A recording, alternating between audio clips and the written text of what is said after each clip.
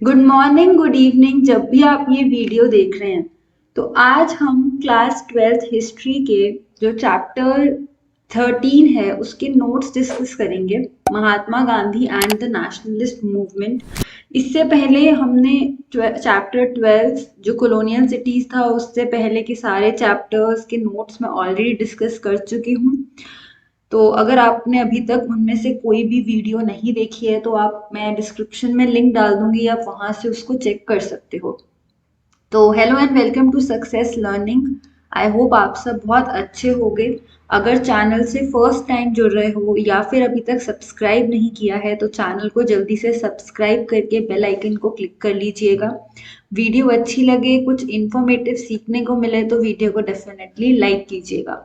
अगर आपने इससे पहले के कोई भी चैप्टर की पीडीएफ या इस चैप्टर की पीडीएफ डाउनलोड नहीं की है अपने रेफरेंस पर्पज से कि आप लास्ट मिनट पे पढ़ सको, तो आप उसको टेलीग्राम से डाउनलोड कर सकते हो। मैं टेलीग्राम पे उसकी पीडीएफ डाल दूंगी। तो शुरू करते हैं। Chapter 13 Mahatma Gandhi and the nationalist movement.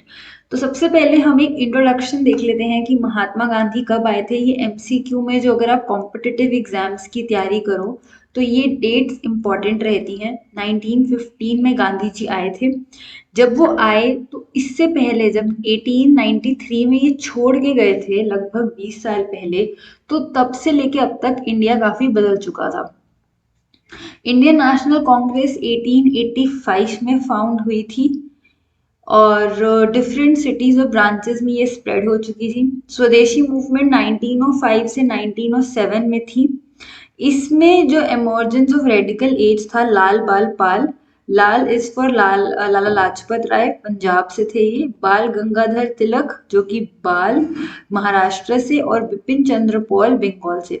तो इन्हें लाल बाल पाल कहते हैं एंड ये वर रेडिकलिस्ट थे। और एमसीक्यू पॉइंट से ये पूछा जा सकता है कि कौन सी स्टेट से बिलोंग करते थे। महात्मा गांधी की फर्स्ट पब्लिक अपीयरेंस बीएचयू में हुई थी, बनारस हिंदू यूनिवर्सिटी।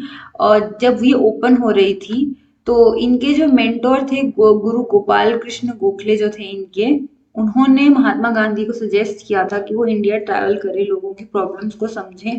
और फरवरी 1916 में उन्होंने अपनी फर्स्ट स्पीच दी थी जिसमें उन्होंने पुअर लोग, फार्मर्स का टॉपिक रेज किया था। 1916 के ही फरवरी में ये हुआ था और दिसंबर में गांधी जी ये जो कांग्रेस का सेशन हुआ था तो इसमें वहां पे ये दिसंबर 1916 याद रखेंगे आप। महात्मा गांधी ने जो हार्श ट्रीटमेंट जो इंडिगो पेजेंट्स थे चंपारण में उनके अगेंस्ट आवाज उठाई। 1917 उन्होंने चंपारण में सत्याग्रह किया कि उन्हें क्रॉप में सिक्योरिटी मिलनी चाहिए और किसानों के पास हक होना चाहिए, चॉइस होनी चाहिए कि वो किस तरीके के क्रॉप्स ग्रो करना चाहते हैं। 1917 में ये हुआ था। 1918 में अहमदाबाद के जो मिल वर्कर्स थे उनके टेक्सटाइल मिल वर्कर्स की बेटर वर्किंग कंडीशन के लिए गांधी जी ने आवाज उठाई थी। और तीसरी इसी साल में 1918 में केड़ा में उन्होंने सत्याग्रह किया था। किसानों का जो कर, जो बहुत ज्यादा टैक्स उन पे लगा हुआ था जबकि उनकी फसल खराब हो गई थी फिर भी उनको वो टैक्स देना था, तो उसके अगेंस्ट आवाज उठाई गई थी। फर्स्ट वॉर जो हुआ था वर्ल्ड वॉर, वो 1914 से 18 के बीच में हुआ था।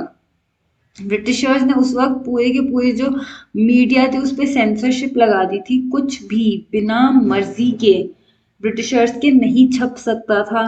तो एक कमेटी बनाई गई थी, सर सिडनी रॉलेट उनके चेयरमैन थे और ये रॉलेट एक्ट पास किया गया था जिसमें कोई भी इम्प्रिजन किया जा सकता है, मतलब उसको जेल में डाला जा सकता है बिना किसी ट्रायल के अगर उसको सस्पेक्ट किया जाता है। इसने इंडिया को बहुत इंडियंस को इस पे बहुत गुस्सा आया था और लोगों ने प्रोटेस्ट करना शुरू किया था। वर्ल्ड वॉर में जो सेंसरशिप हुई, रॉलेट एक्ट हुआ, जलियांवाला बाग मैसेकर जो कि जिसने एक काफी ज्यादा गुस्सा जगा दिया था लोगों में, और जिसके बाद चौरी चौरा इंसिडेंट हुआ था जिसमें एक पुलिस स्टेशन को आग लगा दी गई थी। इन सब के बाद गांधी जी ने एक national wide movement, non cooperation movement शुरू की थी। गांधी जी बिलीव करते थे कि ब्रिटिशर्स यहाँ पे इसीलिए हैं क्योंकि हम उनके साथ कॉपरेट कर रहे हैं।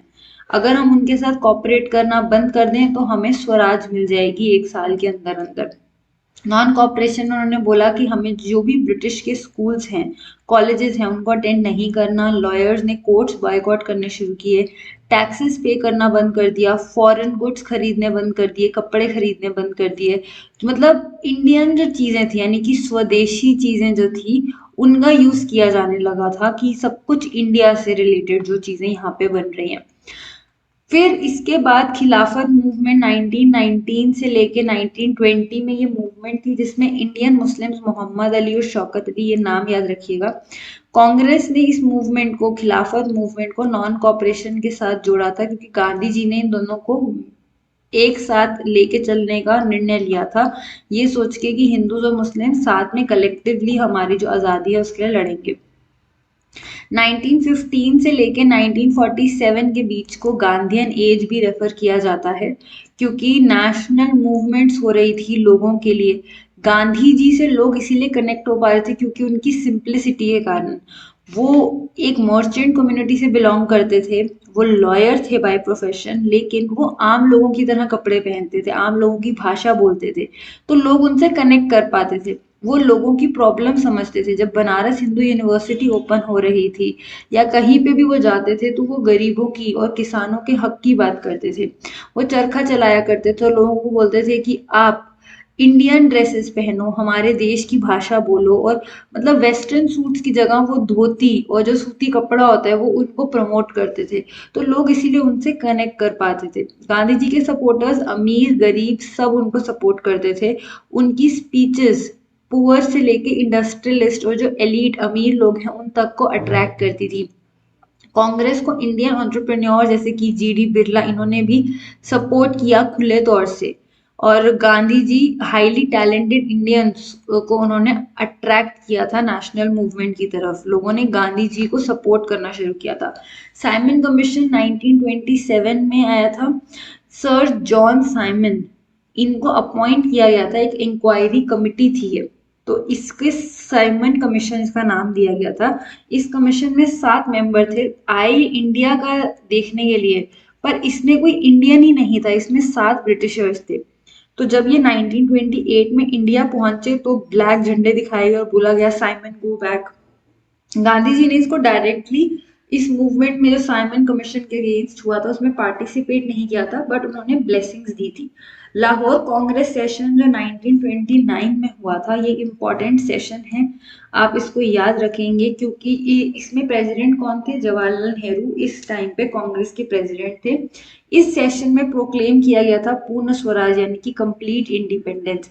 26 जनवरी 1930 को इंडिपेंडेंस डे के तौर से सेलिब्रेट किया जाने लगा। अलग अलग जगहों पे लोगों ने झंडे फहराए और लोगों ने चरखा चलाया, अनटचेबल्स को सर्व किया। सारे के सारे लोग, हिंदू मुस्लिम सब इकट्ठे आ गए थे और एक ही एम था, आज़ादी, फुल कंप्लीट इंडिपेंडेंस। तो इस तरीके से उस चीज़ को सेलिब्रेट किया गया था। इसीलिए 26 जनवरी को हम इंडिपेंडेंस डे मनाते हैं। और 26 जनवरी जो लाहौर सेशन जो 1929 में हुआ था, ये इम्पोर्टेंट है। सॉल्ट मार्च जब ये 1930 में ऑब्जर्व किया गया, इसके बाद गांधी जी ने अनाउंस किया कि वो एक मार्च में सॉल्ट लॉ को ब्रेक करेंगे क्योंकि ये जो सॉल्ट लॉ था ये बहुत अनपॉपुलर लॉ था। नमक का प्राइस बहुत ज़्यादा था और हर इंडियन घर, चाहे वो रिच है चाहे वो पुअर है, सबके घर में नमक तो ज़रूरत है ही है।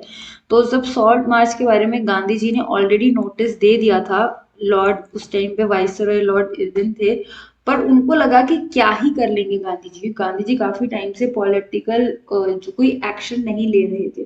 तो सॉल्ट मार्च शुरू हुई 12 मार्च 1930 को। गांधी जी ने इस मार्च को कहाँ से शुरू किया था? साबरमती आश्रम फ्रॉम हिज, ये इम्पोर्टेंट है, और ओशन की तरफ वो गए। 24 दिन उनको लगे थे। 6 अप्रैल को वो दांडी वहां पहुंचे हजारों लोगों के साथ। उन्होंने कानून ब्रेक किया।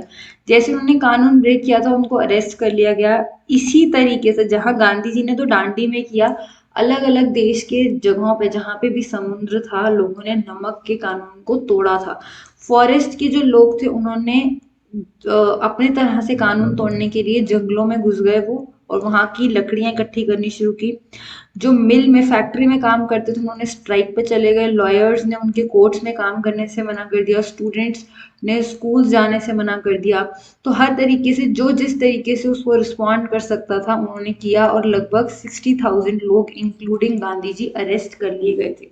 अब ये सॉल्ट मार्च के बारे में हमें कहाँ कहाँ से पता चलता है, तो हमें जो पुलिस उस टाइम पे प्रोटेक्शन दे रही थी, ध्यान दे रही थी, उनकी रिपोर्ट से यूएस ने, अमेरिका ने इस न्यूज को कवर किया था। ये फर्स्ट टाइम था जब इंटरनेशनल लेवल पे गांधी जी के जो ये अमेजिंग उनका चार्म था वो लोगों को दिखने लगा था। और हमें सिग्निफिकेंस अगर हम देखें सॉल्ट मार्च का, तो एटलीस्ट ये 3 है और ये क्वेश्चन के तौर से आ सकता है। फर्स्ट ये था कि गांधी जी को वर्ल्ड अटेंशन मिली, जैसे यूरोपियन और अमेरिकन प्रेस, जैसे कि ये इसका एक एग्जाम्पल है। सेकेंडली फर्स्ट नेशनलिस्ट एक्टिविटी थी जिसमें वुमेन को भी इन्वॉल्व किया गया था। ये एक एमसीक्यू के तौर से आ सकता है कि किसने बोला था, तो कमला देवी चट्टोपाध्याय। इन्होंने गांधी जी से रिक्वेस्ट की थी कि सिर्फ मेन नहीं, वुमेन को भी अलाउ होना चाहिए सॉल्ट या लिकर लॉ ब्रेक करने के लिए। थर्ड पॉइंट, ब्रिटिशर्स ने रियलाइज कर लिया था कि उनका जो रूल है वो हमेशा नहीं रहेगा, तो उनको कुछ पावर्स तो इंडियंस को देनी पड़ेगी, इसीलिए राउंड टेबल कॉन्फ्रेंस को बुलाया गया था। जनवरी 1931 में गांधी इरविन पैक्ट हुआ था, जब गांधी जी को रिलीज कर दिया गया था जेल से, क्योंकि अभी तो गांधी जी को सॉल्ट लॉ ब्रेक करने के लिए अरेस्ट किया गया था। इसमें गांधी इरविन पैक्ट में जो पॉइंट्स डिक्लेयर हुए थे वो ये थे कि सिविल डिसोबीडियंस मूवमेंट को बंद किया जाएगा, इसके बदले जो भी 60,000 या जितने भी प्रिजनर्स को ब्रिटिशर्स ने अरेस्ट किए वो उनको रिलीज करेंगे। सॉल्ट कानून जो है ये सॉल्ट मैन्युफैक्चरिंग कोस्ट पे अलाउ की जाएगी। गांधी जी ने कांग्रेस को सेकेंड राउंड टेबल में रिप्रेजेंट किया था और जो रेडिकल नेशनलिस्ट थे उन्होंने इस पैक्ट को बहुत क्रिटिसाइज किया था। अगर हम राउंड टेबल कॉन्फ्रेंस की बात करें तो first round table conference London में नवंबर 1930 में हुई थी। इसमें से कोई डिसीजन नहीं निकल पाया था क्योंकि मेजर कोई इंडियन नेशनलिस्ट लीडर प्रेजेंट ही नहीं था, तब मोस्टली सब जेल में थे। सेकेंड राउंड टेबल कॉन्फ्रेंस जब लंदन में 1931 में हुई तब गांधी जी ने कांग्रेस को रिप्रेजेंट किया और उनको लग रहा था कि वो पूरे इंडिया को रिप्रेजेंट कर रहे हैं, पर 3 और पार्टीज भी रिप्रेजेंट कर रही थी, मुस्लिम लीग, प्रिंसेस और बी आर अम्बेडकर लॉयर्स को रिप्रेजेंट कर रहे थे। सॉरी, लॉयर थिंकर जो ये बी आर अम्बेडकर थे, ये जो शेड्यूल का SC ST को रिप्रेजेंट करने के लिए, SCs को, शेड्यूल का शेड्यूल ट्राइब जो उस टाइम पे जो रिप्रेस्ड क्लास मानी जाती थी उनको रिप्रेजेंट कर रहे थे। तो इस तरीके से जब गांधी जी वापस आए 1932 में उन्होंने फिर से रिज्यूम कर दिया civil disobedience movement. Third round table conference London में हुई जिसमें कांग्रेस ने पार्टिसिपेट ही नहीं किया था।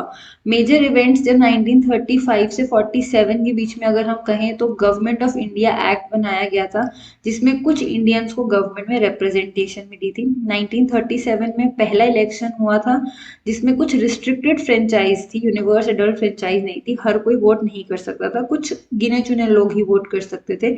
उसमें कांग्रेस पार्टी को मेजोरिटी मिली थी, 11 में से 8 प्रोविंसेस कांग्रेस जीती थी। 1939 में सेकेंड वर्ल्ड वॉर हो गया था। ब्रिटिशर्स जो इंडियन लीडर्स थे उन्होंने एग्री किया, इंडियन लीडर्स ने, कि हम आपको सपोर्ट करेंगे पर एक शर्त पे, अगर आप हमें इसके बाद आज़ादी दोगे। ये रिफ्यूज कर दिया गया। अक्टूबर 1939 में कांग्रेस मिनिस्ट्रीज ने रिजाइन कर दिया। इंडिविजुअल सत्याग्रह शुरू हो गए, ब्रिटिशर्स पे प्रेशर डालने जाने लगा कि आपके वॉर खत्म होने के बाद, जो सेकेंड वर्ल्ड वॉर है, इसके बाद आप हमें आज़ादी देंगे। मार्च 1940 में मुस्लिम लीग ने अपना रेजोल्यूशन पास किया और उन्होंने कहा कि हमें तो एक अलग से नेशन चाहिए। 42 में कंटिन्यूसली ये नेशनलिस्ट मूवमेंट चल रही थी, तो प्राइम मिनिस्टर विंस्टन जो चर्चिल थे उन्होंने सर स्टैनफोर्ड क्रिप्सन को भेजा, क्रिप्स मिशन को भेजा था। ये भी फेल हो गया था, क्रिप्स मिशन कोई एग्रीमेंट नहीं निकल पाया था। 1942 अगस्त में क्विट इंडिया मूवमेंट को लॉन्च किया गया था और इसमें गांधी जी ने बोला था डू और डाई। थर्ड मेजर मूवमेंट थी ये गांधी जी की और इसमें अलग अलग लीडर्स को अरेस्ट भी किया गया था, जैसे कि जयप्रकाश नारायण, उन्होंने स्ट्राइक्स ऑर्गेनाइज की थी। ये मास मूवमेंट थी, thousands of students, ordinary people सब इसमें जुट गए थे और अलग अलग जगहों से लोग आ रहे थे। 45 से 47 के बीच में, अब ब्रिटेन में 47 में लेबर पार्टी पावर में आई थी, वायसरॉय लॉर्ड वेवेल नेगोशिएट कर रहे थे कांग्रेस और मुस्लिम लीग में कि ये साथ हो जाएं और फिर हम इनको छोड़ देंगे। 1946 में प्रोविंशियल लेजिस्लेटिव इलेक्शंस फिर से हुए, कांग्रेस जनरल लेजिस्लेटिव जीती, लेकिन इस बार लीग जो रिजर्व कॉन्स्टिट्यूएंसीज थी, मुस्लिम रिजर्व वाला एरिया था, वहां पे लीग ने अच्छा परफॉर्म किया एंड इसने इनको यकीन दिला दिया कि हमें एक सेपरेट नेशन चाहिए। यहाँ पे काफी लोग मानते हैं कि अगर कांग्रेस ने नेगोशिएट कर लिया होता लीग के साथ, जैसे कि लीग चाहती थी, जिन एरियाज में कांग्रेस जीती थी, तो शायद उनके मन में पार्टीशन का ख्याल ना आता। बहरहाल अब जो हो गया that is done and set in stone. Cabinet mission send किया गया 1946 में और फेल हो गया वो। लीग और कांग्रेस के बीच में कोई सुलह नहीं हो पाई, जिन्होंने डायरेक्ट एक्शन दे बुलाया एंड डिमांड किया कि हमें पाकिस्तान चाहिए। ये एक एमसीक्यू के तौर से इम्पोर्टेंट है। 16 अगस्त 1946 वाज द डे। उस टाइम पे बहुत सारे रायट्स हुए थे। फरवरी 1947 में लॉर्ड माउंटबेटन को वायसरॉय की तरह अपॉइंट किया गया और उन्होंने इनकंक्लूसिव टॉक्स, कोई डिसीजन नहीं निकला था, उन्होंने अनाउंस किया कि इंडिया फ्री होगा बट ऑल्सो डिवाइडेड होगा। पावर ट्रांसफर 15 अगस्त को की गई। महात्मा गांधी ने इंडिपेंडेंस डे के किसी भी सेलिब्रेशन में पार्ट नहीं लिया। वो कैलकाटा गए क्योंकि काफी सारी जगहों पे जहाँ पे भी फ्लैग होस्टिंग की जा रही थी, उन्होंने वहां पे पार्ट लिया, क्योंकि काफी एक तरीके से ना अनरेस्ट था पंजाब और बंगाल वाले एरियाज में, तो वो वहां जा रहे थे गांधी जी, हॉस्पिटल्स में या जो रिलीजियस कैंप्स थे वहां जा रहे थे एंड उन्होंने 24 आवर्स की फास्टिंग की थी और उन्होंने कहा था कि दो नेशन हैं ये फ्रेंड्स की तरह रहे आगे जाके भी। 30 जनवरी 1948 को गांधी जी को नथुराम गोडसे ने शूट किया था। हुडी announce Gandhi ji as an appeaser of Muslims, कि वो सिर्फ मुस्लिम्स की बात सुन रहे थे, हिंदूज का उनको नहीं ध्यान दे रहे थे वो। तो ये चीज हुई थी 30 जनवरी 1948 को। गांधी जी को डिफरेंट सोर्सेज के थ्रू हम जान सकते हैं, जो स्पीचेस उन्होंने पब्लिक या प्राइवेट में दी और लेटर्स जो उन्होंने लिखे, चाहे वो पब्लिक को लिखे हों या फिर इंडिविजुअल को प्राइवेट थॉट्स में दिए गए हों। ऑटोबायोग्राफीज जो अकाउंट्स हैं पास्ट के, वो भी हमें डिटेल में बताते हैं। गवर्नमेंट रिकॉर्ड्स जो पुलिस के या फिर ऑफिशियल अदर रिकॉर्ड्स हैं, न्यूज़पेपर्स इंडियन लैंग्वेज के, लोकल लैंग्वेज के और इवन जो ब्रिटिश के या फिर यूएस में जब आर्टिकल्स छपे, यूरोप में जब आर्टिकल छपे, उनके थ्रू भी हमें काफी कुछ पता चल पाता है गांधी जी के बारे में। तो ये था पूरा चैप्टर 13 के क्विक ग्लैंस में नोट्स। आई होप आपको ये चैप्टर एक रिवीजन के तौर से, या अगर आपने अभी तक नहीं पढ़ा है तो एक आइडिया मिल गया होगा आंसर राइटिंग के लिए। कुछ इंपॉर्टेंट पॉइंट्स ही मैंने इसमें मेंशन किए हैं, जो अगर आप कॉम्पिटिटिव एग्जाम की तैयारी कर रहे हो तो ये एमसीक्यू में बहुत हेल्पफुल रहेंगे। अगर इसकी पीडीएफ डाउनलोड करनी हो तो टेलीग्राम से आप इसको डाउनलोड कर सकते हैं, एक बार खुद प्रैक्टिस कर लेना। और अगर अभी तक चैनल को सब्सक्राइब नहीं किया है तो सब्सक्राइब करके बेल आइकन को क्लिक कर लीजिएगा। वीडियो अच्छी लगे, कुछ इन्फॉर्मेटिव सीखने को मिले तो वीडियो को डेफिनेटली लाइक कीजिएगा। मिलती हूँ मैं अगली वीडियो में, तब तक के लिए keep learning and keep growing.